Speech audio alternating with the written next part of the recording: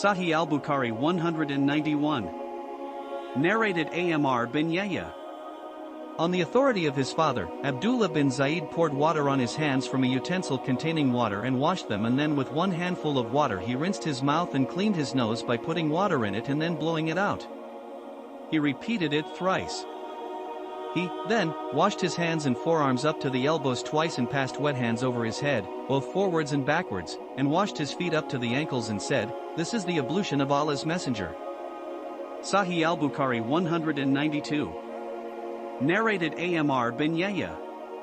My father said, I saw Amr bin Abi Hassan asking Abdullah bin Zayd about the ablution of the Prophet. Abdullah bin Zayd asked for an earthenware pot containing water and performed ablution in front of them. He poured water over his hands and washed them thrice. Then he put his right hand in the pot and rinsed his mouth and washed his nose by putting water in it and then blowing it out thrice with 3 handfuls of water. Again he put his hand in the water and washed his face thrice.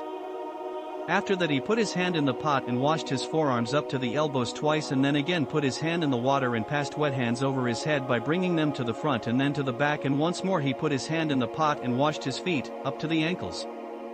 Narrated Wahhab. That he, the Prophet, in narration 191 above, had passed his wet hands on the head once only. Sahih al-Bukhari 193. Narrated Abdullah bin Umar. During the lifetime of Allah's Messenger, men and women used to perform ablution together. Sahih al-Bukhari 194. Narrated Jabir. Allah's Messenger came to visit me while I was sick and unconscious. He performed ablution and sprinkled the remaining water on me, and I became conscious and said, O Allah's Messenger, to whom will my inheritance go, as I have neither ascendants nor descendants?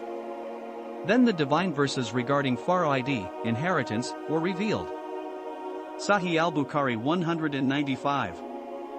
Narrated Anas.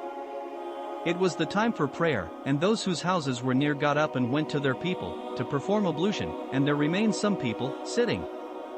Then a painted stovepot, mikdab, containing water was brought to Allah's Messenger. The pot was small, not broad enough for one to spread one's hand in, yet all the people performed ablution. The sub-narrator said, we asked Anas, how many persons were you? Anas replied, we were 80 or more. It was one of the miracles of Allah's Messenger. One of the miracle of our Prophet Muhammad is narrated in the Hadith above, where the small amount water was more than enough for all the Shabai at the time, even though it was small pot of water where a person could not even place their single hand in, but by the grace of Allah Almighty, everyone was able to perform their ablution. This shows that anything that Allah wills happens by the grace of Him and only Him and none else. May Allah Almighty guide us to true path, and may we get a place in Jannat al-Firdaus.